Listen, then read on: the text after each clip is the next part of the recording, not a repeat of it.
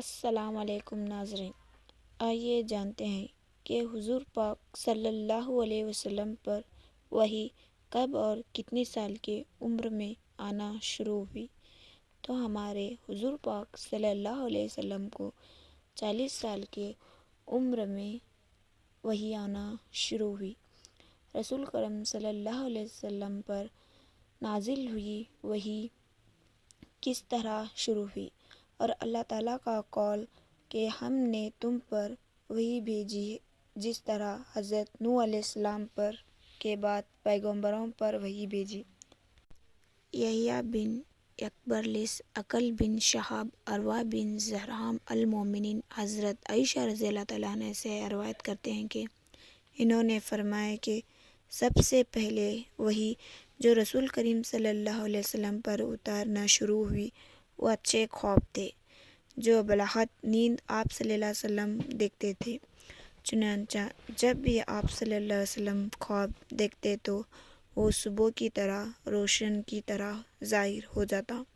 پھر تنہائی سے آپ صلی اللہ علیہ وسلم کو محبت ہونے لگی، غار حرا میں تنہا رہنے لگے، اور قبل اس کے گھر والوں کے پاس آنے کا شوق ہوا۔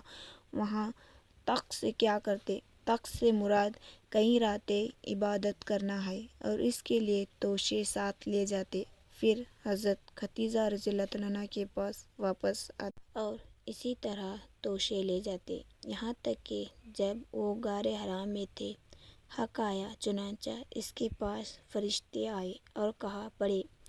آپ صلی اللہ علیہ وسلم نے فرمایا کہ میں نے کہا کہ میں پڑھا ہوا نہیں ہوں۔ آپ صلی اللہ علیہ وسلم نے بیان کرتے ہیں کہ مجھے فرشتوں نے پکڑ زور سے دبایا، یہاں تک کہ مجھے تکلیف محسوس ہوئی، پھر مجھ سے چھوڑ دیا اور کہا پڑھو۔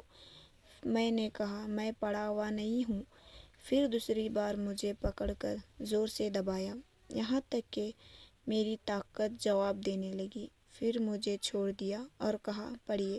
میں نے کہا میں پڑھا ہوا نہیں ہوں۔ آپ صلی اللہ علیہ وسلم نے فرماتے ہیں کہ تیسری بار پکڑ کر مجھے زور سے دبایا، پھر چھوڑ دیا اور کہا پڑھیے۔ اپنے رب کے نام سے جس نے انسان کو جمع ہوئے خون سے پیدا کیا، پڑھے، اور تیرا رب سب بزرگ ہے۔ رسول صلی اللہ علیہ وسلم نے اسے دہرایا اس حال میں کہ آپ کا دل کانپ رہا تھا۔ چنانچہ آپ حضرت ختیجہ بینت خلد کے پاس آئے اور فرمایا کہ مجھے کمبل اڑا دو، تو لوگوں نے کمبل اڑا دیا، یہاں تک کہ آپ کا ڈر جاتا رہا۔ حضرت ختیجہ رضی اللہ عنہا سے سارا واقعہ بیان کر کے فرمایا کہ مجھے اپنے جان کا ڈر ہے۔ حضرت ختیجہ رضی اللہ عنہا نے کہا ہرگز نہیں، اللہ کی قسم، اللہ تعالیٰ آپ صلی اللہ علیہ وسلم کو کبھی بھی رسوا نہیں کرے گا۔ آپ صلی اللہ علیہ وسلم تو صلہ رحمی کرتے ہیں، نہ تو کا بوجھ اٹھاتے ہیں، محتاجوں کے لیے کماتے ہیں، مہمان کی مہمان نوازی کرتے ہیں، اور حق کی راہ میں مصیبتیں اٹھاتے ہیں۔ پھر حضرت ختیجہ رضی اللہ عنہا آپ صلی اللہ علیہ وسلم کو لے کر ورق بن نوفل بن سید عبد العزیز کے پاس گئے، اور حضرت ختیجہ رضی اللہ عنہا کے چچا زاد بھائی تھے، زمانہ جہالت میں نصرانی ہو گئے تھے، عبرانی کتاب لکھا کرتے تھے، چنانچہ انجیل کو عبرانی زبان لکھا کرتے تھے۔ اس قدر اللہ چاہتا نابینا اور بوڑھے ہو گئے تھے۔ ان سے حضرت ختیجہ رضی اللہ تعالیٰ عنہا نے کہا اے میرے چچا زاد بھائی، اپنے بھتیجے کی بات سنو۔ آپ سے ورق نے کہا اے میرے بھتیجے، تم کیا دیکھتے ہو؟ تو جو کچھ رسول کریم صلی اللہ علیہ وسلم نے دیکھا تھا بیان کر دیا۔ ورق نے آپ سے کہا کہ یہی وہ ناموس ہے جو اللہ تعالیٰ نے حضرت موسیٰ علیہ السلام پر نازل فرمایا تھا۔ کاش میں نوجوان ہوتا، کاش میں اس وقت زندہ رہتا جب تمہاری قوم تمہیں نکال دے گی۔ تو رسول صلی اللہ علیہ وسلم نے فرمایا کیا وہ مجھے نکال دیں گے؟ ورق نے جواب دیا ہاں، جو چیز تو لے کر آیا ہے اس دشمن کی گئی، اگر میں تیرا زمانہ پاؤں تو میری پوری مدد کروں گا۔ پھر زیادہ زمانہ نہیں گزرا کہ ورق کا انتقال ہو گیا اور وحی کا آنا کچھ دنوں کے لیے بند ہو گیا۔ ابن شہاب نے کہا کہ مجھ سے ابو سلیمان بن عبد الرحمن نے بیان کیا کہ جابر بن عبد النصاری وحی رکنے کا حدیث بیان کرتے تھے۔ ابو الیمان حکیم بن نافع شیب زہری عبداللہ بن عتبہ بن مسعود رضی اللہ عنہ سے روایت ہے کہ ابن عباس رضی اللہ عنہ سے سفیان بن حرب نے بیان کیا کہ ہرقل نے ان کے پاس ایک شخص کو بھیجا اور وہ اس وقت قریش کے چند سرداروں میں بیٹھے ہوئے تھے اور وہ لوگ شام تجارت کی حیثیت سے گئے تھے۔ یہ واقعہ اس زمانے میں ہوا جب کہ رسول علیہ وسلم ابو سفیان اور دیگر کفار کے قریشی سے ایک محدود عہد کیا تھا، اور سب قریشی ہرقل کے پاس آئے اور لوگ وقت اہلیہ میں تھے تو ہرقل نے ان کے اپنے پاس دربار میں طلب کیا اور اس گرد سرداروں نے روم بیٹھے ہوئے تھے۔ پھر ان سب قریشیوں کو اس نے اپنے قریب بلایا، اپنے ترجمہ کو مطلب کیا اور قریشیوں سے مخاطب ہو کر کہا کہ تم میں سب سے زیادہ اس شخص کا قریب نصیب کون ہے جو اپنے آپ کو نبی کہتا ہے؟ ابو سفیان کہتے ہیں میں نے کہا میں ان سب زیادہ ان کا قریب رشتہ دار ہوں۔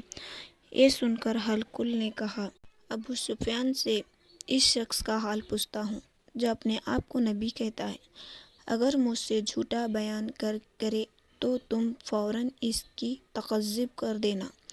ابو سفیان کہتے ہیں کہ اللہ کی قسم اگر مجھے اس بات کا غیرت نہ ہوتا ہے کہ لوگ میرے اوپر جھوٹ بولنے کا الزام لگائیں گے تو یقیناً میں آپ کی نسبت غلط باتیں بیان کر دیتا۔ اور سب سے پہلے جو ہرقل نے مجھ سے پوچھا وہ یہ تھا کہ اس نے کہا کہ اس کا نسب تم لوگوں میں کیسا ہے؟ میں نے کہا وہ ہم میں بڑے نسب والے ہیں۔ اور ہرقل نے کہا کہ کیا تم میں سے کسی نے اس سے پہلے بھی اس سے بعد نبوت کا دعویٰ کیا ہے؟ میں نے کہا نہیں۔ پھر ہرقل نے کہا کیا ان کے باپ دادوں میں کوئی بادشاہ گزرا ہے؟ میں نے کہا نہیں۔ پھر ہرقل نے کہا کیا میرے لوگ ان کی پروری کریں گے یا کمزور؟ میں نے کہا نہیں بلکہ کمزور۔ پھر ہرقل نے بولا آیا ان کے پیروکار روز بروز بڑھتے جاتے ہیں؟ میں نے کہا کم نہیں ہوتے بلکہ زیادہ ہو جاتے ہیں۔ ہرقل بولا آیا ان میں سے کوئی شخص ان دین میں داخل ہونے کے بعد دین کی شدت کے باعث ان دین سے خارج بھی ہو جاتا ہے؟ میں نے کہا کہ نہیں۔ پھر ہرقل نے کہا کہ کیا وہ کبھی وعدہ خلافی کرتے ہیں؟ میں نے کہا نہیں۔ اور اب ہم ان کی مہلت میں ہیں اور ہم انہیں جانتے ہیں کہ وہ اس مہلت کے زمانے میں کیا کریں گے، وعدہ خلافی یا عقیدہ۔ ابو سفیان کہتے ہیں کہ سوائے اس کلمے کے مجھے اور کوئی موقع نہ ملے کہ میں کوئی بات آپ صلی اللہ علیہ وسلم کی حالت میں داخل کر دیتا۔ ہرقل نے کہا آیا تم نے کبھی اس جنگ کی ہے؟ میں نے کہا ہاں۔ تو بولا تمہاری جنگ ان سے کیسی رہتی ہے؟ میں نے کہا کہ لڑائی ہماری اور ان کے درمیان ڈول کی مثال رہتی ہے کہ کبھی وہ ہم سے لیتے ہیں اور کبھی ہم ان سے لیتے ہیں، کبھی ہم فتح پاتے ہیں اور کبھی۔ ہرقل نے پوچھا کہ وہ تم کو کیا حکم دیتے ہیں؟ میں نے کہا وہ کہتے ہیں صرف اللہ کی عبادت کرو اور اس کے ساتھ کسی کو شریک نہ کرو، اور وہ شرک کی باتیں جو تمہارے باپ دادا کیا کرتے تھے چھوڑ دو، اور ہمیں نماز پڑھنے اور سچ بولنے اور پرہیزگاری اور صلہ رحمی کا حکم دیتے ہیں۔ اس کے بعد ہرقل نے ترجمان سے کہا کہ ابو سفیان سے کہہ دے کہ میں نے تم سے ان کا نصب پوچھا تو تم نے بیان کیا کہ وہ تمہارے درمیان میں اعلیٰ نصب والا ہے، اور تمام پیغمبر اپنی قوم کے نصب میں اسی طرح عالی نصب مبعوث ہوا کرتے ہیں۔ اور میں نے تم سے پوچھا کہ یہ بات اپنی نبوت کا دعویٰ تم میں سے کسی اور نے بھی کیا تو تم نے بیان کیا کہ نہیں۔ میں نے اپنے دل میں سمجھ لیا کہ اگر یہ بات ان سے پہلے کوئی کہہ چکا ہوا تو میں کہہ دوں گا کہ وہ ایک شخص ہے جو قول کی تقلید کرتے ہیں جو ان سے پہلے کہا جا چکا ہے۔ اور میں نے تم سے پوچھا کہ ان کے باپ دادا میں کوئی بادشاہ تھا تو تم نے بیان کیا کہ نہیں۔ میں نے اپنے دل میں سمجھ لیا کہ ان کے باپ دادا میں سے کوئی بادشاہ ہوگا تو میں کہہ دوں گا کہ وہ ایک شخص ہے جو اپنے باپ دادا کا مالک حاصل کرنا چاہتا ہے۔ اور میں نے تم سے پوچھا کہ اس سے پہلے کہ انہوں نے یہ بات کہی ہے ان پر کبھی جھوٹ کی تہمت لگائی گئی ہے؟ تم نے کہا کہ انہوں نے۔ اب میں یقین جانتا ہوں کہ کوئی شخص ایسا نہیں ہو سکتا کہ لوگوں پر جھوٹ نہ بولے اور اللہ پر جھوٹ بولے۔ اور میں نے تم سے پوچھا کہ آیا بڑے لوگوں نے ان کی پرورش کی ہے یا کمزور لوگوں نے؟ تم نے کہا کہ کمزور لوگوں نے ان کی پرورش کی ہے۔ دراصل تمام پیغمبروں کے پرورش یہی لوگ ہوتے ہیں۔ اور میں نے تم سے پوچھا کہ ان کی پرورش زیادہ ہوتی جاتی ہے یا کم ہوتی جاتی ہے؟ تم نے بیان کیا کہ وہ زیادہ ہوتے جاتے ہیں۔ حقیقت ایمان کا کمال کو پہنچانے تک یہی حال ہوتا ہے۔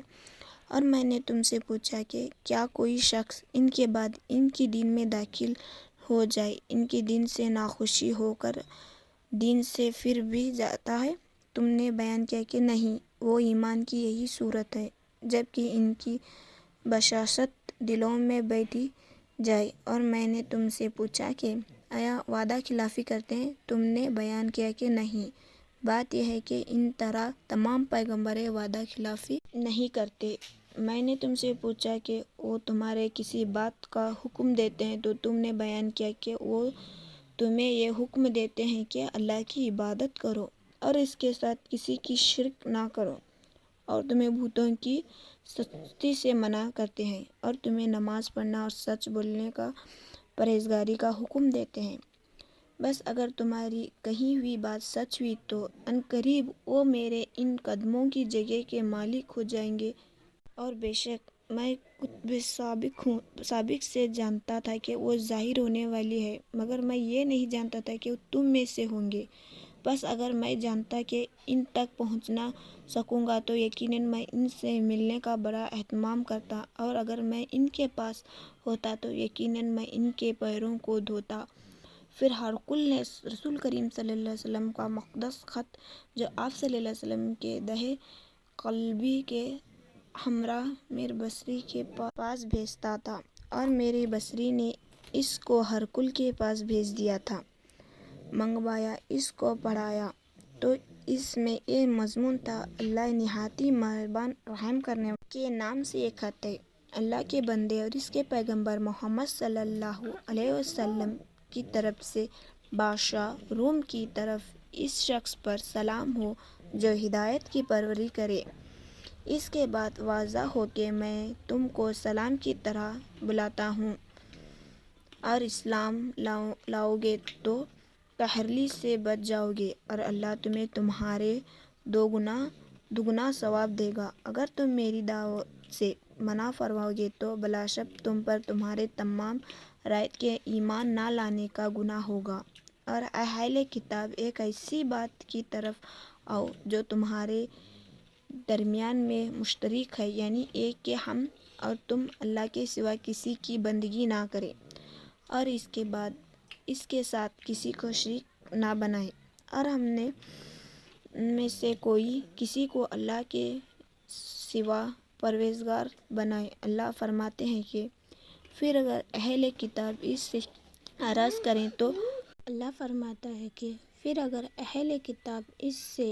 کریں تو تم کہہ دینا کہ اس بات کی گواہ رہو کہ ہم اللہ کی اطاعت کرنے والے ہیں۔ ابو سفیان کہتے ہیں کہ جب ہرقل نے جو کچھ کہہ چکا اور آپ کا خط پڑھنے سے فارغ ہوئے تو اس کے وہاں شور زیادہ ہوا، آوازیں بلند ہوئیں اور ہم لوگ وہاں سے نکال دیے گئے۔ تو ہم نے اپنے ساتھیوں سے کہا کہ دیکھو تو ابو قشف کے بیٹے محمد صلی اللہ علیہ وسلم کا کام کیسے بڑھائے گا کہ اس سے نبی اصغر روم کا بادشاہ خوف رکھتا ہے۔ بس اس وقت سے مجھے ہمیشہ کے لیے اس کا یقین ہو گیا کہ حضرت محمد صلی اللہ علیہ وسلم ضرور غالب ہو جائیں گے یہاں تک کہ اللہ نے مجھے اسلام میں داخل فرمایا۔ ابن ناطور اولیاء کا حکم تھا اور ہرقل شام کے نصرانی کا سردار تھا۔ بیان کیا جاتا ہے کہ ہرقل جب عالیہ میں آیا تو ایک دن صبح کو بہت پریشان خاطر اٹھا تو اس کے بعض خاص نے کہا کہ اس وقت آپ کی حالت خراب پاتے ہیں۔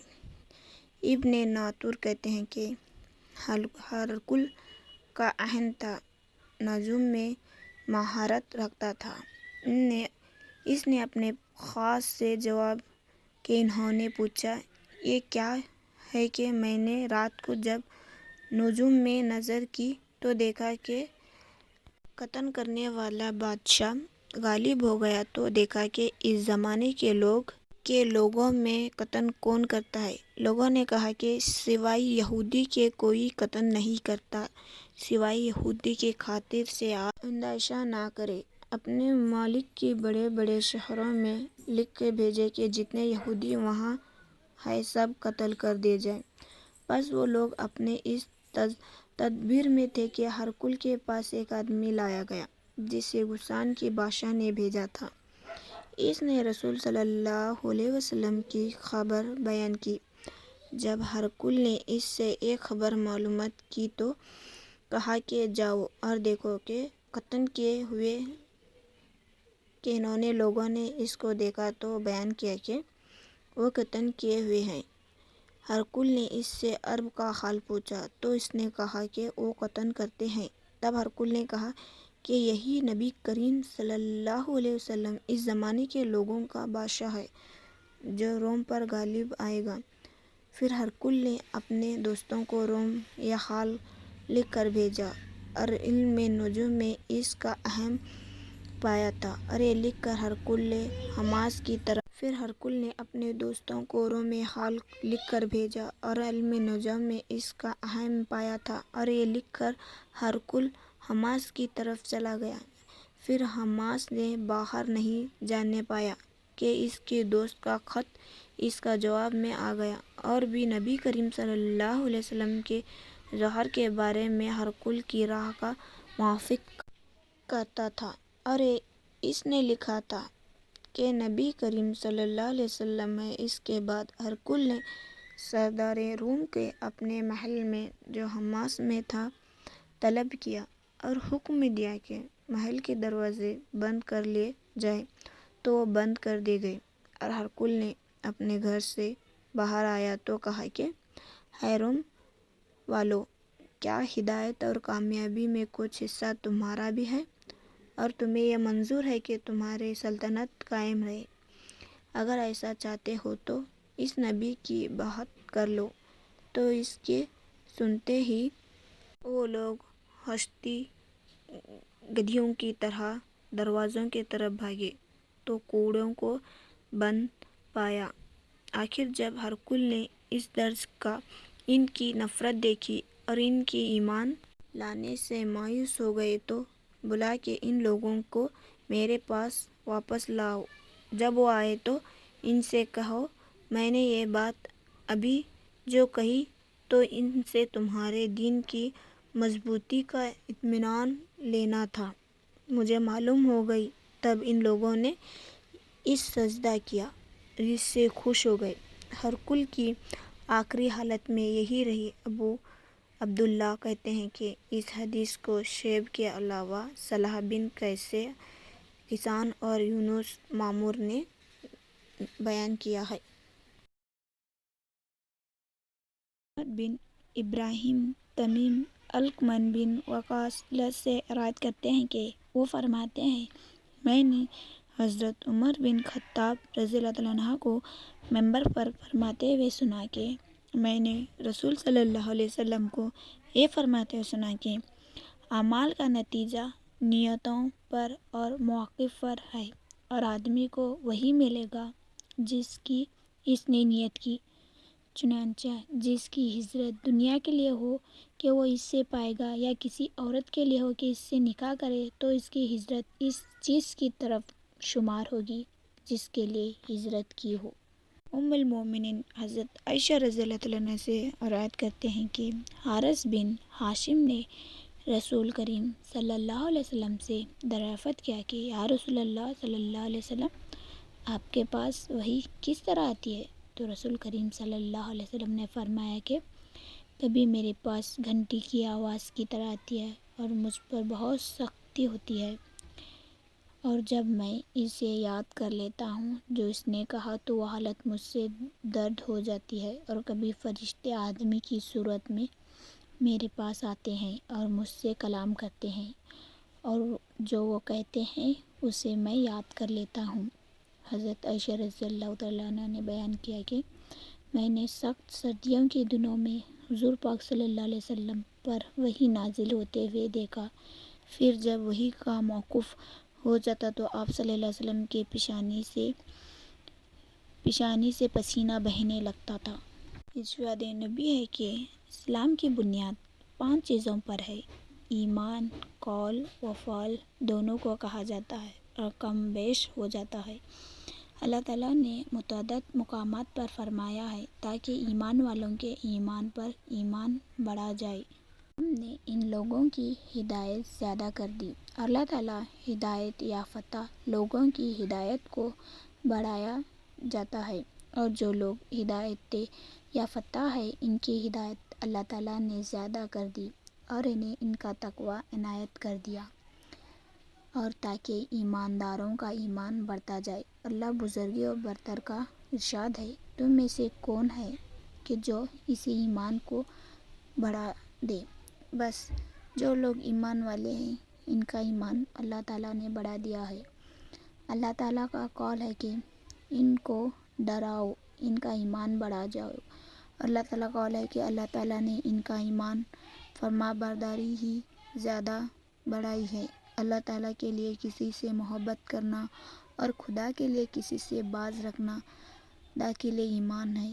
عمر بن عبداللہ عزیز نے ود بن ود کو یہ لکھا بھیجا کہ ایمان کے چند افراد ہیں کہ چند شریعت ہے اور چند سنتیں ہیں، پھر جو ان کو کامل کر لے تو ان کا ایمان کو مکمل کر لیا، اور جو کوئی ان کا مکمل نہ کرے تو ان نے ایمان کو نامکمل رکھا۔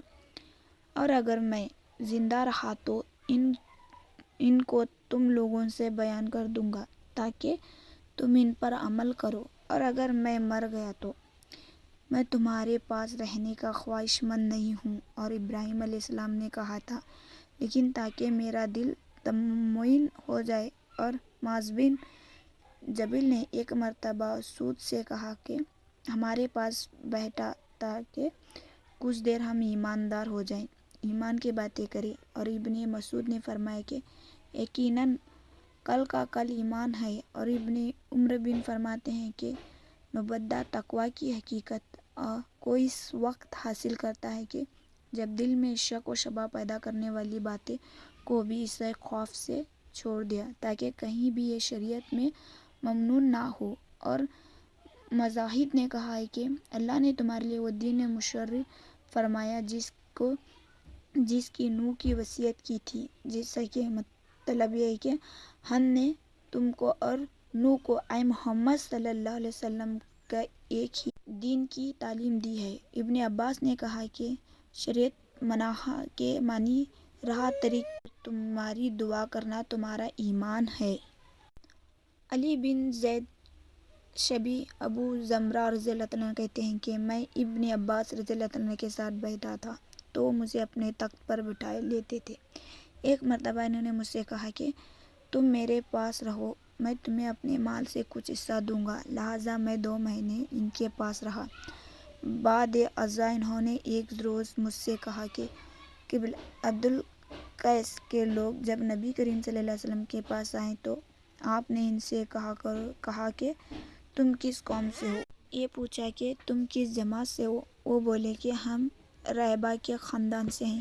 آپ نے فرمایا کہ مرحبا بالقوم، بجائے بالقوم کے بالفعل فرمایا، غیر خزال نماد۔ پھر ان لوگوں نے عرض کیا کہ یا رسول اللہ صلی اللہ علیہ وسلم، ہم سوائے ماہ حرام کے کسی اور زمانے میں آپ کے پاس نہیں آ سکتے۔ اس لیے کہ ہمارے اور آپ کے درمیان کفار متقابل رہتے ہیں، ان سے ہمیں اندیشہ ہے، لہٰذا آپ ہم کو کوئی ایسی بات نہ بتا دیجیے ہم اپنے پچھلے والوں کو اس کی اطلاع کر دیں۔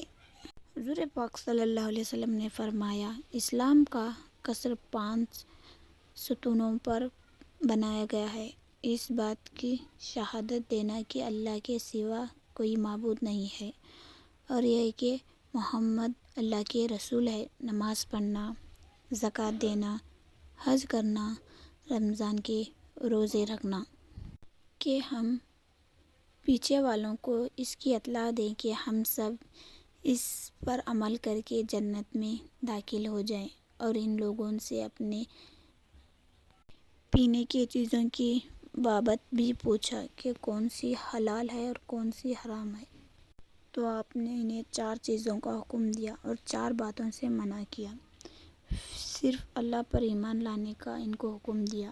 آپ نے فرمایا کہ تم لوگ جانتے ہو کہ صرف اللہ پر ایمان لانا کس طرح ہوتا ہے؟ انہوں نے کہا کہ اللہ اس کا رسول خوب واقف ہے۔ آپ نے فرمایا، اس بات کی گواہی دینا کہ رسول اللہ کے سوا اللہ کے کوئی معبود نہیں، اور یہ کہ محمد اللہ کے رسول ہیں، اور ان کو نماز پڑھنے، زکوٰۃ دینا، رمضان کے روزے رکھنے کا حکم دیا۔ اس بات کا حکم دیا کہ مال غنیمت کا 5واں حصہ بیت المال میں دے دیا کرو، اور 4 چیزوں میں پانی یا اور کوئی چیز پینے سے ان کو منع کیا، حنطم سے اور دبا اور نقیر سے اور مصفت سے، اور کبھی ابن عباس مصفت کی جگہ مقرر کیا کرتے تھے، اور آپ نے فرمایا کہ ان باتوں کو یاد کر لو، اور باقی لوگوں کو جو اپنی جگہ رہ گئے ان کی۔ عز اللہ بن عبداللہ نے بیان کیا کہ عباد بن صامت جو جنگ بدر میں شریک تھے اور شب عقبہ میں ایک نقیب تھے، کہتے ہیں کہ رسول کریم صلی اللہ علیہ وسلم نے اس وقت فرمایا جب کہ آپ صلی اللہ علیہ وسلم کے گرد صحابہ کی ایک جماعت بیٹھی ہوئی تھی کہ تم لوگ مجھ سے اس بات پر بیعت کرو کہ اللہ کے ساتھ کسی کو شریک نہ کرنا اور چوری نہ کرنا اور زنا نہ کرنا اور اپنے اولاد کو قتل نہ کرنا، اور نہ ایسا بیٹن کسی پر باندھنا جس کو تم دیدے دانستہ بناؤ، اور کسی اچھی بات میں اللہ اور رسول کی نافرمانی نہ کرنا، بس جو کوئی تم میں سے اس کا عہد کو پورا کرے گا تو اس کا ثواب اللہ کے ذمہ ہے، اور جو کوئی اس سے بڑی باتوں میں سے کسی بھی مبتلا ہو جائے گا اور دنیا میں اس کی سزا اسے مل جائے گی تو یہ سزا اس کا کفارہ ہو جائے گی، اور جوان بری باتوں میں سے کسی بھی مبتلا ہو جائے گا اور اللہ اس کو دنیا میں پوشیدہ رکھے گا تو وہ اللہ کے حوالے ہے، اگر چاہے تو اس سے درگزر کر دے اور چاہے تو اسے عذاب دے۔ عباد بن صامت کہتے ہیں کہ سب لوگوں نے آپ صلی اللہ علیہ وسلم سے اس شرط پر بیعت کر لی۔ حسن حمد بن قیس رضی اللہ عنہ کہتے ہیں کہ جنگ جمل کے وقت میں اس مرد علی المرتضیٰ رضی اللہ عنہ کی مدد کرنے چلا تھا تو راستے میں مجھے ابو بکر رضی اللہ عنہ مل گئے۔ انہوں نے پوچھا کہ تم کہاں جانے کا ارادہ رکھتے ہو؟ میں نے کہا اس مرد علی المرتضیٰ رضی اللہ عنہ کی مدد کروں گا۔ وہ بولے کہ لوٹ جاؤ، اس لیے کہ میں نے رسول کریم صلی اللہ علیہ وسلم کو یہ فرماتے سنا ہے کہ جب 2 مسلمان اپنے تلواروں کے ساتھ مقابلہ کریں تو قاتل اور مقتول دونوں دوزخ میں ہیں۔ میں نے عرض کیا رسول اللہ صلی اللہ علیہ وسلم، یہ قتل کی نسبت جو آپ نے فرمایا اس کی وجہ تو ظاہر ہے، مگر مقتل کا کیا سبب، وہ کیوں دوزخ میں جائے گا؟ تو آپ صلی اللہ علیہ وسلم نے فرمایا اس وجہ سے کہ وہ اپنے حرف کے قتل کا شاہد تھا، حالانکہ وہ حرف مسلمان تھا۔ اسماعیل مالک عمر بن یحییٰ مازانی یحییٰ مازانی ابو سعید قاری اسماعیل مالک عمر بن یحییٰ مازانی یحییٰ مازانی ابو سعید خدری رضی اللہ تعالیٰ عنہ نبی کریم صلی اللہ علیہ وسلم سے روایت کرتے ہیں کہ آپ نے فرمایا، جب جنت والے جنت میں اور دوزخ والے دوزخ میں داخل ہو جائیں گے، اس کے بعد اللہ تعالیٰ فرشتوں سے فرمائے گا کہ جس دل میں رائی کے دانے کے برابر بھی ایمان ہو، اس کو دوزخ سے نکالو۔ پھر وہ دوزخ سے نکالے جائیں گے اور وہ جل کر سیاہ ہو چکے ہوں گے۔ پھر وہ نہر حیات میں ڈالا جائے گا، تب وہ تر و تازہ ہو جائیں گے، جس طرح دانہ تر و تازگی کے ساتھ پانی کے ساتھ اگتا ہے۔ ہے شخص، کیا تو نے نہیں دیکھا دانہ کیسا سبزیوں کو نپل زردی مائل نکالتا ہے؟ اس حدیث کے ایک راوی عمر نے اپنے روایت میں لفظ حیا کی جگہ حیات کا لفظ اور ایمان کی بجائے من خرآرات کیا ہے۔ سلیمان بن حرب شیخ وصال احد معروف کہتے ہیں کہ میں نے ابوزاد مقام ضبط میں ملاقات کی اور ان کے جسم پر جس قسم کا تنبود اور چادر تھا، اس قسم کی چادر اور تابند ان کے پیغام کے جسم پر تھا۔ میں نے ابوذر سے اس کا سبب پوچھا تو وہ کہنے لگے کہ میں نے ایک شخص کو جو میرا غلام تھا گالی دی تھی، یعنی اس کو ماں سے غیرت دلائی تھی۔ یہ خبر نبی کریم صلی اللہ علیہ وسلم کو پہنچی تو آپ صلی اللہ علیہ وسلم نے مجھ سے فرمایا کہ اے ابوذر، کیا تو نے اس کو ماں کی غیرت دلائی ہے؟ تم ایسے آدمی ہو کہ ابھی تم میں جاہلیت کا اثر باقی ہے۔ تمہارے غلام تمہارے بھائی ہیں، ان کو اللہ نے تمہارے قبض میں دیا ہے۔ جس شخص کا بھائی اس کے قبض میں ہو، اسے چاہیے کہ وہ جو خود کھائے اس کو بھی کھلائے، اور جو خود پیے وہی اس کو پلائے، اور خود اپنے غلاموں سے اس کا کام کا نہ کہو جو ان پر شوق ہے، اور ایسا کام کی ان کی توفیق دو، خود بھی ان کی مدد کرو۔ مومن کا اس سے بات سے ڈرنا کہ اس کا عمل حقارت کر دیا جائے اور اس سے خبر نہ ہو۔ ابراہیم تمیم نے کہا کہ جب میں نے اپنے گفتار اور کردار کو ملاتا ہوں تو مجھے اس امر کا خوف ہوتا ہے کہ کہیں میں جھٹلانے والوں میں نہ ہو جاؤں۔ ابن ابی ملیکہ نے کہا کہ نبی کریم صلی اللہ علیہ وسلم کے 30 صحابہ سے ملا، ان میں سے سب اپنے منافق ہونے کا خوف کرتے تھے۔ ان میں کوئی شخص یہ نہیں کہتا تھا کہ میں جبریل اور میکائیل کے ایمان پر ہوں۔ حسن بصری نے منقل ہو کہ نفاق کا خوف اسی کو ہوگا جو مومن ہو اور اس سے بے خوف ہو۔ وہ شخص ہوگا جو منافق ہو اور باہم قتل و جدال اور گناہ پر اصرار کرنے سے، پھر توبہ نہ کرنے سے لوگوں کو منع کرنا ضروری ہے، اس لیے کہ اللہ تعالیٰ فرماتے ہیں کہ وَلَمْ يَسْرَ عَلَىٰ مَا فَعَلُوا يَعْلَمُونَ۔ حرمی بن حفیظ عبد الواحد عمار ابوذر بن عمر بن زید ابو زہرہ رضی اللہ تعالیٰ عنہ نبی کریم صلی اللہ علیہ وسلم سے روی ہے کہ آپ صلی اللہ علیہ وسلم نے فرمایا، اللہ تعالیٰ اس شخص کے لیے جو اس کی راہ میں جہاد کرنے کو نکلے اور اس کو اللہ تعالیٰ پر ایمان رکھنا اور اس کے پیغمبروں کی تصدیق ہی نے جہاد پر آمادہ کر کے گھر سے نکلا ہو، اس سے امر کا ذمہ دار ہو گیا کہ یہ تو میں اس سے ثواب یا مال غنیمت کے ساتھ واپس کروں گا جو اس نے جہاد میں پایا ہے، یا اس سے شہید بنا کر جنت میں داخل کروں گا۔ اور حضرت حضور صلی اللہ علیہ وسلم نے فرماتے ہیں کہ اگر میں اپنی امت پر دشوار نہ سمجھتا تو کبھی چھوٹے لشکر کے ہمراہ جانے سے بھی دریغ نہ کرتا، کیونکہ میں یقیناً اس بات کو پسند کرتا ہوں کہ اللہ تعالیٰ کی راہ میں مارا جاؤں، پھر زندہ کیا جاؤں، پھر مارا جاؤں، پھر زندہ کیا جاؤں، پھر مارا جاؤں۔ زکوٰۃ ادا کرنا اسلام ہے، اور اللہ تعالیٰ کا ارشاد ہے کہ انہیں صرف اس بات کا حکم دیا گیا ہے کہ اللہ کی عبادت کرے، خالص اسی کی عبادت گزار ہوں، اور سیدھے راہ کا نماز قائم کرے، اور زکوٰۃ یہی سیدھی راہ ہے۔ اسماعیل مالک بن انس، ابو سہل بن مالک طلحہ بن عبید رضی اللہ عنہ سے روایت کرتے ہیں کہ ایک شخص نجد کا رہنے والا جس کے سر کے بال بکھرے ہوئے تھے، رسول صلی اللہ علیہ وسلم کے پاس آتا تھا۔ اس کی آواز کی گنگناہٹ تو ہنسی جا رہی تھی، لیکن یہ سمجھ میں نہیں آتا تھا کہ کیا کہہ رہا تھا۔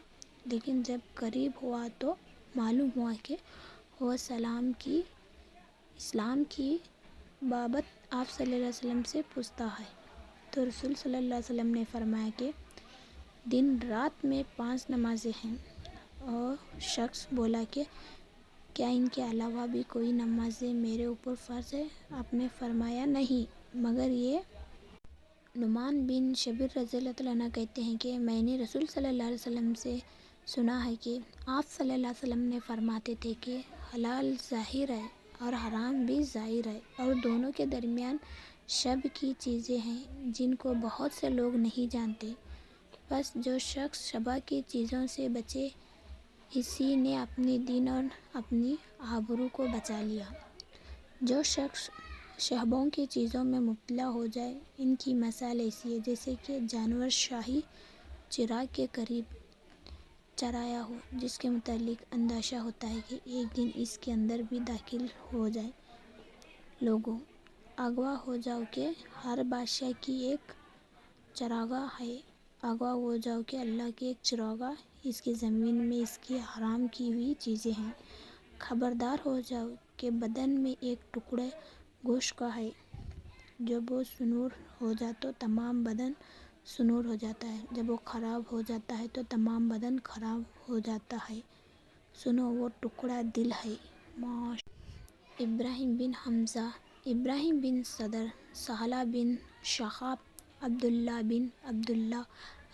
بن عباس رضی اللہ عنہ کہتے ہیں کہ مجھ سے ابو سفیان بن حرب نے بیان کیا کہ ان سے ہرقل نے کہا کہ میں نے تم سے پوچھا کہ محمد صلی اللہ علیہ وسلم کی پیروکار زیادہ ہو جاتے ہیں یا کم ہوتے ہیں؟ تم نے کہا کہ زیادہ ہو جاتے ہیں۔ ایمان جب تک اعلیٰ درجے تک نہ پہنچے اس وقت تک اس کی یہی صورت ہوتی ہے۔ میں نے تم سے یہ بھی سوال کیا تھا کہ ان میں سے کوئی اس دین میں داخل ہونے کے بعد دین سے پھر جاتا ہے؟ تم نے کہا نہیں، اور میں ایمان کی حالت میں اس طرح جب کہ اس بشارت دلوں میں مل جائے کہ پھر کوئی شخص اس سے ناخوش نہیں ہو سکتا۔ علی بن زید شبہ ابو حمزہ رضی اللہ عنہ کہتے ہیں کہ میں نے ابن عباس رضی اللہ عنہ کے ساتھ بیٹھا تھا۔ مجھے اپنے تخت پر مومن کا اس بات سے ڈرنا کہ اس کا عمل اقرار کر دیا جائے اور اسے خبر نہ ہو۔ ابراہیم تمیم نے کہا، جب میں اپنے گفتار اور کردار کو بلاتا ہوں تو مجھ سے عمر کا خوف ہوتا ہے کہ کہیں میں جھٹلانے والوں میں نہ ہوں۔ ابن ابی ملیکہ نے کہا، نبی کریم صلی اللہ علیہ وسلم جس شخص سے کوئی مسئلہ دریافت کیا جائے اور وہ کسی بات میں مشغول ہو تو اپنی پہلی بات کو پورا کر لے، پھر مسائل کا جواب دے۔ محمد بن سنان فتح، ابراہیم بن منظور، محمد بن صالح، اہل بن اعلیٰ، عطا بن یسار رضی اللہ عنہ کہتے ہیں کہ ایک دن نبی کریم صلی اللہ علیہ وسلم مجلس میں لوگوں سے کچھ بیان کر رہے تھے کہ اسی حالت میں ایک اعرابی آپ کے پاس آیا اور اس نے پوچھا کہ قیامت کب ہوگی؟ رسول صلی اللہ علیہ وسلم نے کچھ جواب نہ دیا اور اپنی بات بیان کرتے رہے۔ اسی پر کچھ لوگوں نے کہا کہ آپ نے اس کا کہنا سن تو لیا، مگر اس کی بات آپ کو بری معلوم ہوئی، اس سبب سے آپ صلی اللہ علیہ وسلم نے جواب نہیں دیا۔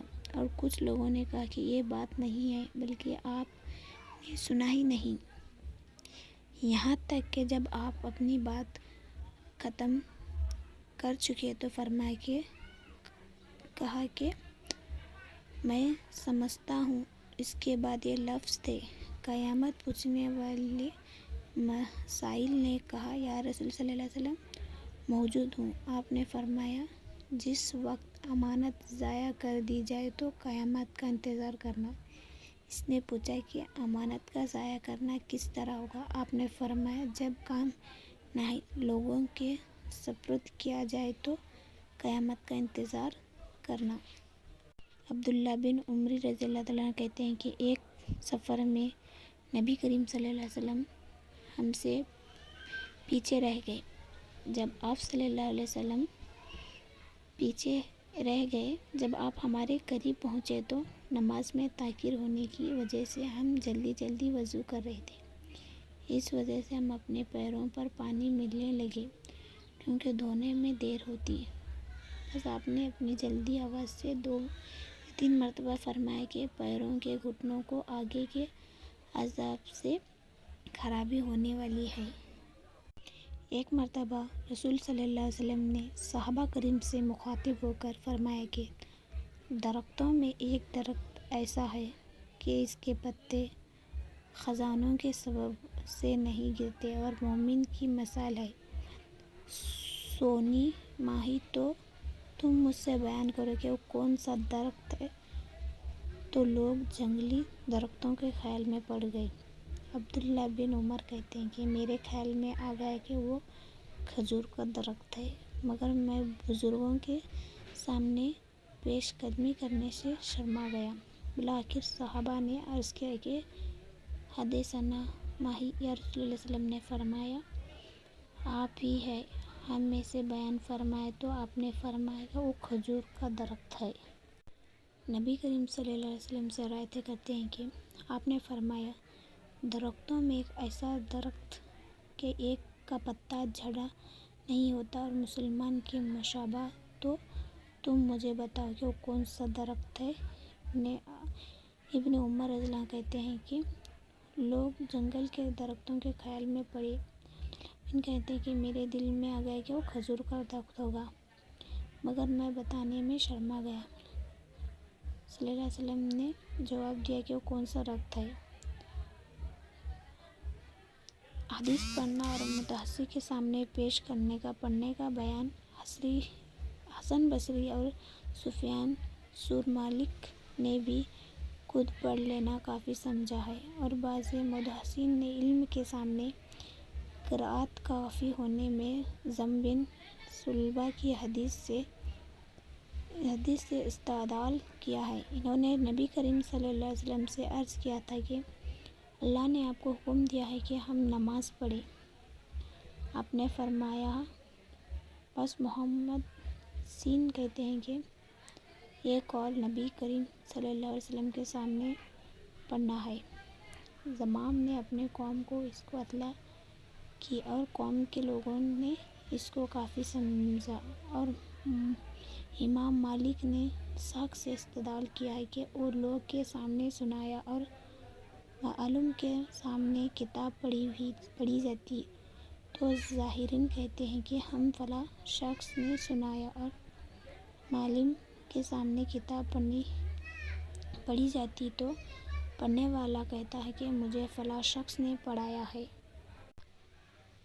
محدث کے سامنے پیش کرنا پڑھنے کا بیان حسن بصری، سفیان ثوری، مالک نے بھی خود پڑھ لیا، کافی سمجھا ہے۔ اور بعض محدثین سامنے قول اور عمل سے پہلے علم کا بیان۔ اس کی دلیل اللہ تعالیٰ کا فرمان ہے، فَعِلْمُنَا لَا إِلَٰهَ إِلَّا اللَّهُ، اس لیے کہ اللہ نے علم سے ابتدائی فرمائی ہے، اور علم ہی انبیاء کے وارث ہے۔ انہوں نے انبیاء سے علم کو میراث میں پایا ہے۔ جس نے علم حاصل کر لیا اس نے بڑی دولت حاصل کی، اور جو شخص کسی راستے پر تسلی علم کے لیے قدم رکھتا ہے تو اللہ تعالیٰ اس کے لیے جنت کا راستہ آسان کر دیتا ہے۔ اور اللہ نے فرمایا ہے کہ اللہ کے ہی بندے اللہ سے ڈرتے ہیں جو علم ہے، اور فرمایا کہ ان کو علماء کے سوا کوئی نہیں سمجھتا۔ ابو ذر نے ایک مرتبہ اپنی گردن کی طرف اشارہ کیا اور فرمایا کہ اگر تم اس پر تلوار رکھ دو، لیکن پھر بھی میں سمجھوں گا کہ اس سے پہلے کہ تم میرے اوپر تلوار چلا چکے ہو، یہ کلمہ جو میں نے نبی کریم صلی اللہ علیہ وسلم سے سنا ہے کہہ سکوں گا تو ضرور اس کو کہہ دوں گا۔ اور نبی کریم صلی اللہ علیہ وسلم کا فرمان ہے، یہ بھی علم کی ظاہر کرنے کا حکم دے رہا ہے۔ ابن عباس رضی اللہ عنہ نے کہا ہے کہ میں رابعین سے حکمائن علماء فقہ مراد ہے۔ بیان کیا جاتا ہے کہ ربانی اور شخص ہے جو لوگوں کو علم کی چھوٹی چھوٹی باتیں بڑی بڑی باتوں سے پہلے سکھا دے۔ حرب بن قیس فزاری رضی اللہ عنہ موسیٰ علیہ السلام کی ہم صحبت کے بارے میں اختلاف کیا۔ ابن عباس کہتے ہیں کہ وہ خضر ہے۔ اچانک ابی بن کعبہ کا ان دونوں کے پاس سے گزرا ہوا تو ابن عباس نے ان کو بلایا اور کہا کہ بے شک میں نے اور میری رفیق یعنی حرب بن قیس نے موسیٰ علیہ السلام کو ہم نشین کے بارے میں جن سے ملنے کا راستہ موسیٰ علیہ السلام نے اللہ تعالیٰ سے پوچھا تھا، اختلاف کیا ہے کہ تم نے نبی کریم صلی اللہ علیہ وسلم کو ان کی کیفیت بیان فرماتے ہوئے سنا ہے۔ ابی بن کعب بولے کہ ہاں، میں نے رسول صلی اللہ علیہ وسلم کو ان کی کیفیت بیان فرماتے ہوئے سنا ہے کہ موسیٰ ایک مرتبہ بنی اسرائیل کی جماعت میں بیٹھے ہوئے تھے، ان کو اتفاق سے ایک شخص ان کے پاس آیا اور اس نے ان سے کہا کہ آپ کیسے ایسے شخص کو جانتے ہیں جو آپ سے بھی زیادہ علم ہو؟ موسیٰ علیہ السلام بولے کہ نہیں، بس اللہ تعالیٰ نے موسیٰ پر وحی بھیجی کہ وہاں ہمارا بندہ خضر تم سے زیادہ جانتا ہے، لہٰذا موسیٰ علیہ السلام نے اپنے پروردگار سے ان خضر سے ملنے کا راستہ معلوم کیا تو اللہ تعالیٰ نے ان کے لیے مچھلی کو نشانی قرار دیا اور اس سے کہہ دیا گیا کہ جب تم مچھلی کو نہ پاؤ آگے بڑھ جانے پر لوٹ آنا، اس لیے کہ اسی کے بعد تم ان سے مل جاؤ گے۔ بس موسیٰ علیہ السلام ان کے ملنے کے لیے چلے اور راستہ بھر دریا میں مچھلی کی علامت کا انتظار کرتے رہے۔ ایک مقام پر پہنچ کر موسیٰ علیہ السلام ان کے خادم نے کہا کہ آپ نے دیکھا ہے جب ہم پتھر کے پاس بیٹھے تو اس وقت میں مچھلی کو بھول گیا اور مجھے اس کا یاد کرنا شیطان ہی نے بھلا دیا۔ موسیٰ علیہ السلام نے بولا کہ وہ یہی مقام ہے جس کی ہم تسجد کرتے ہیں، لہٰذا وہ دونوں اپنی قدموں کے نشانات پر لوٹ پڑے۔ تب انہوں نے خضر کو پایا۔ پھر ان دونوں کی حالت وہی ہے جو اللہ تعالیٰ نے اپنی کتاب میں بیان فرمائی ہے۔ عباس رضی اللہ عنہ کہتے ہیں کہ میں ایک مرتبہ ایک گدھے پر سوار ہو کر چلا اور اس وقت میں بلوغ کے قریب تھا اور رسول صلی اللہ علیہ وسلم نے منام میں بغیر کسی دیوار کے نماز پڑھ رہے تھے۔ میں کسی صف کے آگے سے گزرا اور میں نے گدھے کو چھوڑ دیا کہ وہ چرنے لگے اور میں صف میں شامل ہو گیا، مجھے کسی نے اس بات سے منع نہیں کیا۔ عباس رضی اللہ عنہ سے روایت کرتے ہیں کہ انہوں نے حرب بن قیس فزاری نے موسیٰ علیہ السلام کی اہم صحبت کے بارے میں اختلاف کیا۔ اتفاق سے ابی بن کعب ان دونوں کے پاس سے گزرے تو انہیں عباس نے بلایا اور کہا، میں نے میرے دوست نے موسیٰ علیہ السلام کے بارے میں اختلاف کیا ہے۔ فاطمہ اسماء رضی اللہ عنہ کہتی ہیں، میں نے عائشہ رضی اللہ عنہ کے پاس آئی اور وہ نماز پڑھ رہی تھی، تو میں نے ان سے کہا کہ لوگوں کا کیا حال ہے، کیوں اس قدر گھبرا رہے ہیں؟ انہوں نے آسمان کی طرف اشارہ کیا کہ دیکھو آفتاب میں گہن ہو رہا ہے۔ پھر اتنے میں سب لوگ نماز کسوف کے لیے کھڑے ہو گئے۔ عائشہ رضی اللہ عنہا نے کہا سبحان اللہ، میں نے پوچھا کہ کیا یہ کسوف کوئی نشانی ہے؟ عائشہ رضی اللہ عنہا نے اپنے سر سے اشارہ کیا کہ وہاں پر میں بھی نماز کے لیے کھڑی ہو گئی۔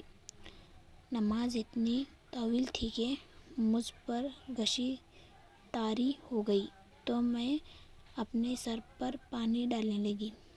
پھر جب نماز ہو چکی اور گہن جاتا رہا تو نبی کریم صلی اللہ علیہ وسلم نے اللہ کی حمد و ثنا بیان کی اور فرمایا کہ جو چیزیں اب تک مجھے نہ دکھائی گئی تھی اس میں نے اس وقت اپنی اس جگہ پر کھڑے کھڑے دیکھ لیا، یہاں تک کہ جنت اور دوزخ کو بھی، اور میرے طرف وحی بھیجی گئی ہے کہ تمہاری قبروں میں تمہارے آزمائش ہوگی، فتنہ دجال کی طرح سخت یا اس کے قریب قریب۔ فاطمہ رضی اللہ عنہا کہتی ہیں کہ مجھے یاد نہیں کہ آسماں نے کیا کہا تھا، مسل کا لفظ ایک قریب کا لفظ۔ قبر میں سوال ہوگا اور کہا جائے گا کہ تجھے اس شخص سے کیا واقفیت ہے، یا تو وہ مومن ہے یا مومن۔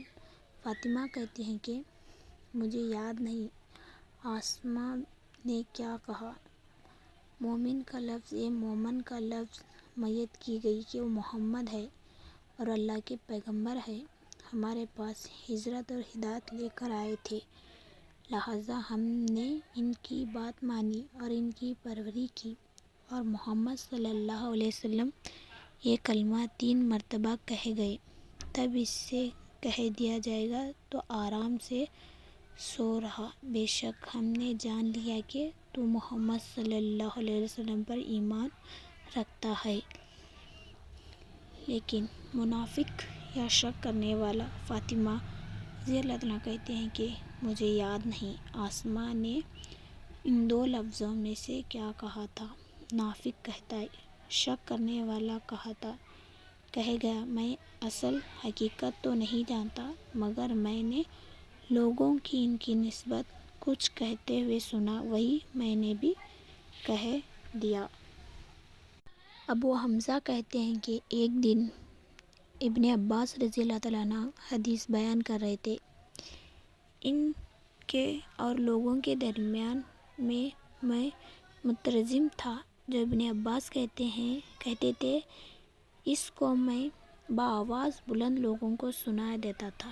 ابن عباس رضی اللہ عنہ نے کہا کہ عبدالقیس کے قصد بنی نبی صلی اللہ علیہ وسلم کے پاس آئے، آپ نے پوچھا کہ کون سا قصد ہے، یا یہ پوچھا کہ کون لوگ ہیں؟ انہوں نے کہا ہم قبلہ ربا سے ہیں۔ آپ نے فرمایا کہ مرحباً بالقوم بالوفد غیر خزائی والندامین، یہ فرمایا مرحباً بالوفد غیر خزایا وما ندامین۔ ان لوگوں نے عرض کیا کہ ہم ایک دور جگہ سے آپ کے پاس آئے ہیں اور ہمارے اور آپ کے درمیان کفار مضر کا قبیلہ حائل ہے، اور ان کے یہی خوف سے ہم بعزیز ماہ حرام کے اور کسی زمانے میں آپ کے پاس نہیں آ سکتے، لہٰذا ہم کو ایسا عمل بتا دیجیے کہ ہم اپنے پچھلے والوں کو اسے مطلع کر دیں، اس کے سبب ہم جنت میں داخل ہو جائیں۔ آپ نے ان کو 4 باتوں کا حکم دیا، انہیں صرف ایک اللہ پر ایمان رکھنے کا یہ حکم دے کر آپ نے فرمایا کہ تم جانتے ہو کہ ایک اللہ پر ایمان رکھنے کا کیا مطلب ہے؟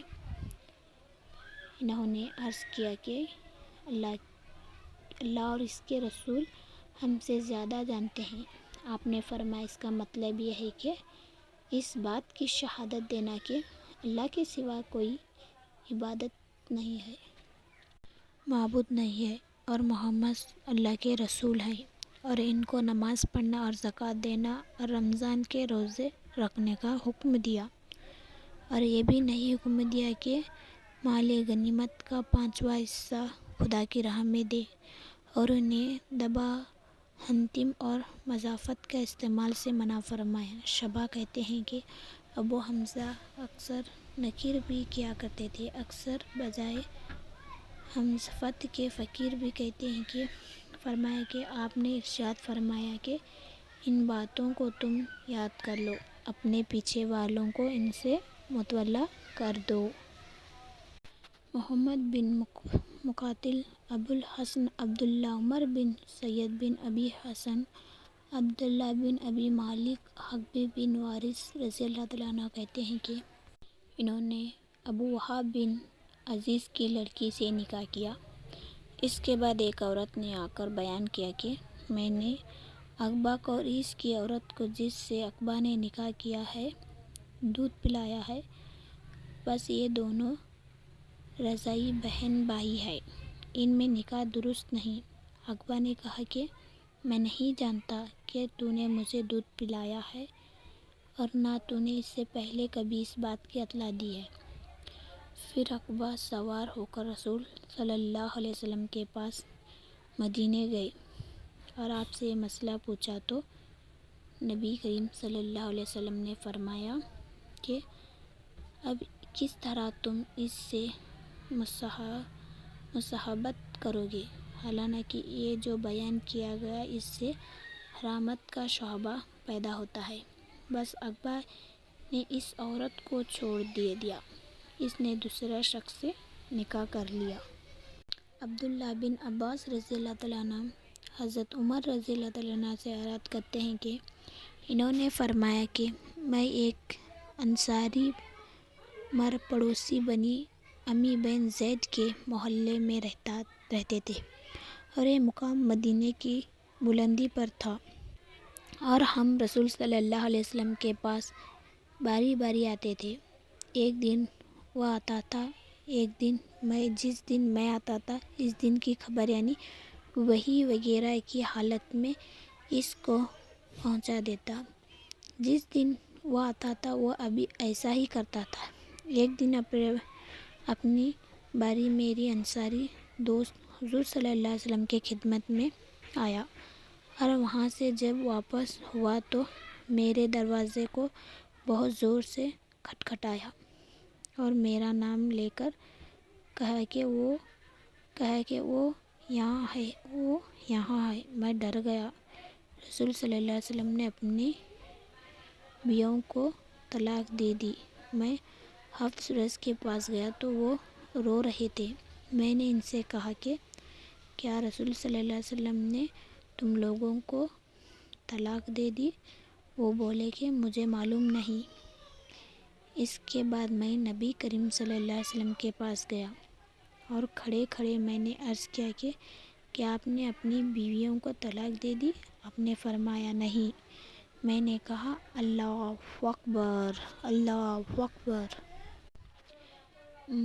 انصاری سے منقل ہے، وہ کہتے ہیں کہ ایک شخص نے آ کر کہا کہ یا رسول صلی اللہ علیہ وسلم، ہو سکتا ہے کہ میں نماز میں جماعت کے ساتھ نہ پڑھ سکوں کیونکہ فلاں شخص میں بہت طویل نماز پڑھایا کرتا ہے۔ ابو مسعود کہتے ہیں کہ میں نے نصیحت کرنے میں اس دن سے زیادہ کبھی نبی کریم صلی اللہ علیہ وسلم کو غصے میں نہیں دیکھا۔ آپ نے فرمایا کہ ہے لوگو، تم ایسی سختیاں کر کے لوگوں کو دین سے نفرت لاتے ہو۔ دیکھو، جو کوئی لوگوں کو نماز پڑھائے اسے چاہیے کہ قرأت کے ادا میں تخفیف کرے، اس لیے کہ مقتدیوں میں مریض بھی ہوتے ہیں اور کمزور بھی ہوتے ہیں اور ضرورت والے بھی ہوتے ہیں۔ زید بن خالد جسنی سے روایت ہے کہ رسول صلی اللہ علیہ وسلم سے ایک شخص نے گری پڑی چیزوں کا حکم پوچھا تو آپ نے فرمایا کہ اس کی بندش کو پہچانے لے، پھر سال بھر اس کی تشریح کرے، اگر اس کا کوئی مالک نہ ملے تو اسی سے فائدہ اٹھائے، اور اگر اس کا مالک آ جائے تو اس کے حوالے کر دے۔ پھر اس شخص نے کہا کہ کھویا وہ اونٹ اگر ملے تو آپ غضبناک ہوئے یہاں تک کہ آپ کے دونوں رخسار سرخ ہو گئے۔ روئے نے کہا کہ آپ کا چہرہ سرخ ہو گیا۔ آپ نے فرمایا کہ تجھے اس اونٹ سے کیا مطلب؟ اس کی مشک اور اس کی اسم، اس کے پاؤں اس کے ساتھ ہے، پانی پر پہنے گا، پانی پی لے گا اور درخت کھائے گا، لہٰذا اسے چھوڑ دو یہاں تک کہ اس کا مالک مل جائے۔ پھر اس شخص نے کہا کہ کوئی بکری کا پکڑ لینا کیسا ہے؟ آپ نے فرمایا کہ اس کو پکڑ لو کیونکہ وہ تمہارے ہے یا تمہاری بھائی، یا اگر کسی کی ہاتھ نہ لگی تو بھیڑیے کی ہے۔ محمد بن علا، ابو سام، بزید، ابو برد، ابو موسیٰ رضی اللہ عنہ سے روایت کرتے ہیں کہ ایک مرتبہ رسول صلی اللہ علیہ وسلم سے چند باتیں پوچھی گئی جو آپ کے خلاف مزاج تھی۔ جب آپ کے سامنے اکثریت کی گئی تو آپ کو غصہ آ گیا۔ آپ نے لوگوں سے فرمایا کہ جو کچھ چاہو مجھ سے پوچھو۔ ایک شخص نے کہا کہ میرا باپ کون ہے؟ آپ نے فرمایا کہ تیرا باپ عزاف ہے۔ میرا دوسرا شخص کھڑا ہوا اور اس نے کہا یا رسول صلی اللہ علیہ وسلم میرا باپ کون ہے؟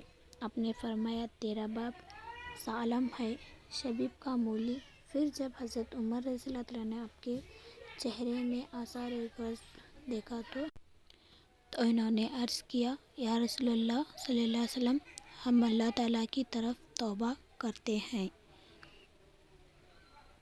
آدم شبیب بن اسبانی، ابو صالح ذکوان، حضرت ابو سعید خدری رضی اللہ تعالیٰ عنہ سے روایت کرتے ہیں کہ فرمایا کہ عورتوں نے نبی کریم صلی اللہ علیہ وسلم سے عرض کی کہ آپ سے فائدہ اٹھانے میں مرد ہم سے بڑھیں گے، آپ ہمارے لیے اپنی طرف سے کوئی دین مقرر فرما دیجیے۔ تو آپ نے ان سے کسی دن کا وعدہ کر لیا۔ اس دن آپ ان سے ملے اور انہیں نصیحت فرمائی اور ان کے مناسب حال عبادت کا انہیں حکم دیا۔ جملہ اس کے جو آپ نے ان سے فرمایا تھا کہ تم میں سے جو عورت اپنے 3 لڑکے آگے بھیج دے گی، ان کے 3 لڑکے اس کے سامنے مر جائیں گے تو وہ اس کے لیے دوزخ کی آگ سے عذاب ہو جائیں گے۔ ایک عورت بولی اگر کوئی 2 لڑکے آگے بھیجے تو آپ نے فرمایا وہ 2 کا بھی یہی حکم ہے۔ ابو شریط رضی اللہ تعالیٰ عنہ سے روایت کرتے ہیں کہ عمر بن سعد ولی مدینہ جب ابن زبیر سے لڑنے کے لیے لشکروں کو مکے کی طرف روانہ کر رہا تھا تو میں نے ان سے کہا اے مجھے اجازت دے تو میں تجھ سے ایک ایسی بات کہوں جس کو نبی کریم صلی اللہ علیہ وسلم نے فتح کے دوسرے دن کھڑے ہو کر فرمایا تھا۔ اس کو میرے دونوں کانوں نے سنا ہے اور اس کو میرے دل نے یاد رکھا ہے، اور جب آپ اس کو بیان فرما رہے تھے تو میرے آنکھ آپ کو دیکھ رہے تھے۔ آپ نے اللہ کی حمد و ثنا بیان فرمائی، پھر فرمایا کہ مکہ میں جدال و قتال وغیرہ کو اللہ تعالیٰ نے حرام کیا ہے، ایسے آدمیوں سے نہیں حرام کیا بس جو شخص اللہ پر اور قیامت پر ایمان رکھتا ہو۔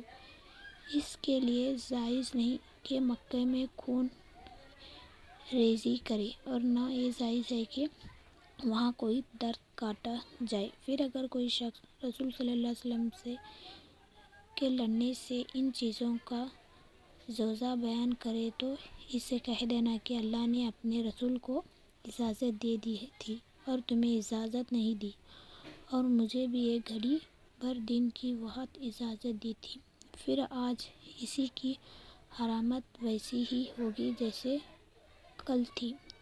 پھر ظاہر کو چاہیے کہ وہ غائب کو یہ خبر پہنچا دے۔ ابو شریط سے کہا گیا کہ اس حدیث کو سن کر عمر نے جواب دیا، انہوں نے کہا کہ یہ جواب دیا کہ ہے ابو شریک، میں تم سے زیادہ جانتا ہوں۔ حرم کسی باغی کو اور خون کر کے بھاگ جانے والے کو پناہ نہیں دیتا۔ ابو حریر رضی اللہ تعالیٰ عنہ سے روایت ہے کہ قبلہ غزہ کے لوگ انہیں قبلہ بنی لیث کے ایک مرد کو فتح مکہ سے سال میں اپنے مقتل کی اعضاء میں جس نبی لیث نے قتل کیا تھا مار ڈالا۔ اس کی خبر نبی کریم صلی اللہ علیہ وسلم کو گئی تو آپ صلی اللہ علیہ وسلم نے اپنی سواری پر چڑھ گئے اور فرمایا، اللہ نے مکے سے فعل یا قتل کو روک لیا۔ ابو عبداللہ نے کہا کہ ابو نعیم نے کہا کہ یحییٰ شک کرتے ہیں اور یا قتل کا لفظ کہتے ہیں، مگر ان کے سوا سب لوگ فعل کہتے ہیں، قتل کا لفظ نہیں کہتے۔ اپنے رسول اور مسلمانوں کو ان پر غالب کروا دیا گیا۔ رہا مکے میں قتل کرنا نہ مجھ سے پہلے کسی کے لیے حلال ہوا ہے اور نہ میرے بعد کسی کے لیے حلال ہوگا۔ میرے لیے بھی صرف دین کی تھوڑی حصے کے لیے حلال کیا گیا تھا۔ اغوا ہو وہ اس وقت حرام ہے، اس کا کانٹنا نہ توڑا جائے اور اس کا دخ نہ کاٹا جائے۔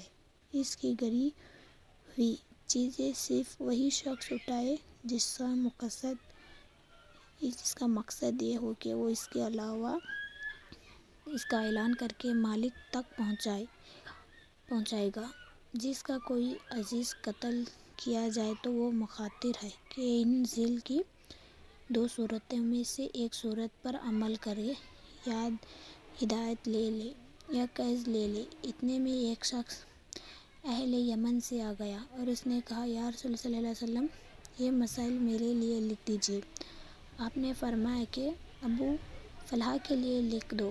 قریشی ایک شخص نے کہا کہ یا رسول اللہ صلی اللہ علیہ وسلم، اذاخیر کے سوا اور چیزوں کو کاٹنے کی ممانعت فرمائے اور اذاخیر کی ممانعت نہ فرمائے، اس لیے کہ ہم اسے اپنے گھر میں اور قبروں میں استعمال کرتے ہیں۔ تو نبی کریم صلی اللہ علیہ وسلم نے فرمایا، وہاں اذخرہ کے سوا اور اشیاء کے کاٹنے کی ممانعت ہے۔ ابن عباس رضی اللہ تعالیٰ عنہ سے روایت ہے کہ نبی کریم صلی اللہ علیہ وسلم نے ایک مریض میں شدت ہو گئی تو آپ نے فرمایا کہ میرے پاس لکھنے کی چیزیں لاؤ تاکہ میں تمہارے لیے ایک نوشت لکھ دوں کہ اس کے بعد پھر تم گمراہ نہ ہو گئے۔ عمر نے کہا کہ نبی کریم صلی اللہ علیہ وسلم پر مرزا غالب ہے اور ہمارے پاس اللہ تعالیٰ کی کتاب ہے اور وہ ہمیں کافی ہے۔ پھر صحابہ نے اختلاف کیا، یہاں تک کہ شور بہت ہو گیا تو آپ نے فرمایا کہ میرے پاس سے اٹھ جاؤ اور میرے پاس تمہیں جھگڑا نہیں کرنا چاہیے، یہاں تک کہ بیان کیا کہ ابن عباس رضی اللہ تعالیٰ عنہ اپنی جگہ سے یہ کہتے ہوئے باہر گئے کہ بے شک مصیبت ہے اور بڑی سخت مصیبت، رسول صلی اللہ علیہ وسلم کی یہ تحریر کے درمیان یہ چیز حائل ہو گئی ہے۔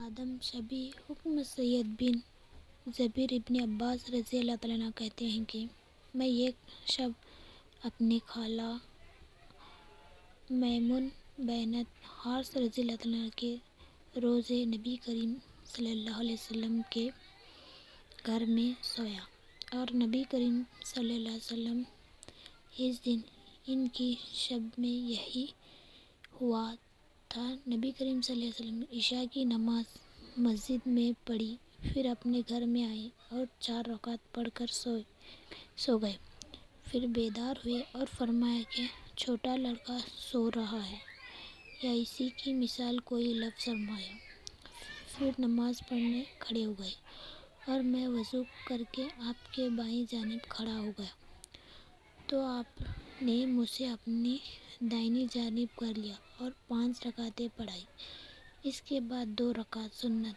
فجر پڑھائی، پھر سو گئے، یہاں تک کہ آپ کی سانس کی آواز میں نے سنی۔ پھر آپ نماز فجر کے لیے مسجد تشریف لے گئے۔ ابو حریرہ رضی اللہ عنہ کہتے ہیں کہ لوگ کہتے ہیں کہ ابو حریرہ رضی اللہ عنہ نے بہت حدیثیں بیان کی ہیں۔ اگر کتاب اللہ میں یہ 2 آیتیں نہ ہوتی تو میں ایک حدیث بھی بیان نہ کرتا۔ پھر ابو حریرہ رضی اللہ عنہ نے یہ آیت پڑھی، ان الذین یکتمون ما انزلنا من البینات والہدی سے آخر الرحیم تک۔ امیر یقین ہے کہ ہمارا مہاجرین بھائیوں کو بازاروں میں خرید و فروخت کرنے کا شغل رہتا تھا اور ہمارے انصاری باغوں میں لگے رہتے تھے۔ ابو حریرہ اپنا پیٹ بھر کے رسول صلی اللہ علیہ وسلم کی خدمت میں رہتے تھے اور ایسے ملاقات میں حاضر رہتا تھا کہ لوگ حاضر نہ ہوتے تھے اور باتیں یاد کر لیتا تھا۔ جو لوگ یہ یاد نہ کرتے تھے، ہم نے ان سے حجۃ الوداع میں فریاد فرمایا کہ تم لوگوں کو چپ کر دو۔ بعد اس کے آپ صلی اللہ علیہ وسلم نے، اے لوگو، تم میرے بعد کفر نہ ہو جانا کہ تم میں سے ایک دوسرے کی گردن زدنی کرنے لگو گے۔ ابن عباس رضی اللہ عنہ سے کہا کہ نوف بغالی کہتے ہیں کہ موسیٰ جو خضر سے ہم نشانی ہوتے تھے، بنی اسرائیل کے موسیٰ جو خضر سے ہم نشانی ہوتے تھے، بنی اسرائیل کے موسیٰ انہی تھے جو کوئی دوسرے موسیٰ ہیں۔ تو ابن عباس نے کہا کہ وہ اللہ کا دشمن جھوٹا بولتا ہے۔ ہم سے ابن بنی کعبہ نے نبی صلی اللہ علیہ وسلم سے روایت کی کہ موسیٰ ایک دن بنی اسرائیل میں خطبہ پڑھنے کے لیے کھڑے ہوئے تو ان سے پوچھا گیا کہ سب سے زیادہ جاننے والا کون ہے؟ تو انہوں نے کہا کہ زیادہ جاننے والا میں ہوں۔ لہٰذا اللہ نے ان پر عطاب فرمایا کہ انہوں نے علم کو اللہ کے حوالے کیوں نہ کر دیا۔ پھر اللہ نے ان کی طرف وحی بھیجی کہ میرے بندوں میں سے ایک بندہ مظلم ہے، وہ تم سے زیادہ جانتا ہے۔ ایک شخص نبی کریم صلی اللہ علیہ وسلم کے پاس آیا اور اس نے کہا، یا رسول صلی اللہ علیہ وسلم، اللہ کی راہ میں لڑنے کی کیا صورتیں ہیں؟ اس لیے کہ کوئی ہم میں سے غصے کے سبب لڑتا ہے، کوئی حمیت کے سبب سے جنگ لڑتا ہے۔ بس آپ نے فرمایا، سر مبارک اس کی طرف اٹھایا اور آپ نے سراسی سبب سے اٹھا کہ وہ کھڑا ہوا تھا۔ پھر آپ نے فرمایا، جو شخص اس لیے لڑے کہ اللہ کا کلمہ بلند ہو جائے تو وہ اللہ کی راہ میں لڑنا ہے۔ میں نے نبی کریم صلی اللہ علیہ وسلم کو جمع کے پاس دیکھا۔ اس وقت آپ سے مسائل پوچھے جاتے تھے۔ ایک شخص نے کہا کہ یا رسول صلی اللہ علیہ وسلم، قربانی کر لی ہے۔ آپ نے فرمایا، اب نرمی کر لیں، کچھ حرج نہیں۔ دوسرے نے کہا، یا رسول صلی اللہ علیہ وسلم، میں نے قربانی کرنے سے پہلے سر منڈوا لیا۔ آپ نے فرمایا، اب قربانی کر لو، کچھ حرج نہیں۔ اس وقت آپ جس چیزوں کی بابت پوچھا گیا، خواہ وہ مقدم کی گئی ہو یا مکروہ کی گئی ہو، تو آپ نے یہی فرمایا کہ اب کر لو، کچھ حرج نہیں ہے۔ اللہ تعالیٰ عنہ کہتے ہیں کہ میں نبی کریم صلی اللہ علیہ وسلم کے ہمراہ مدینے کے گنڈروں میں چل رہا تھا۔ آپ کھجور کی ایک جھڑی کو زمین پر ٹکا کر چلتے تھے کہ یہودی کچھ لوگ پر آپ کی گزر تو میں ان سے ایک نے دوسرے سے کہا کہ آپ اس کی روح کی بابت سوال کرو۔ میں اس پر بعض نے کہا کہ نہ پوچھو، مبادا اس میں کوئی ایسی بات نہ کہہ دی جو تم کو بری معلوم ہو۔ پھر ان میں سے ایک شخص نے کہا، ہم ضرور ہم ضرور آپ سے پوچھیں گے۔ چنانچہ ان میں سے ایک شخص کھڑا ہو گیا اور کہنے لگا کہ اے ابو القاسم، روح کیا چیز ہے؟ آپ نے سکوت فرمایا۔ ابن مسعود کہتے ہیں میں نے اپنے دل میں کہا کہ آپ پر وحی آ رہی ہے، لہٰذا میں کھڑا ہو گیا۔ پھر جب وہ حالت آپ سے دور ہوئی تو آپ نے فرمایا، ترجمہ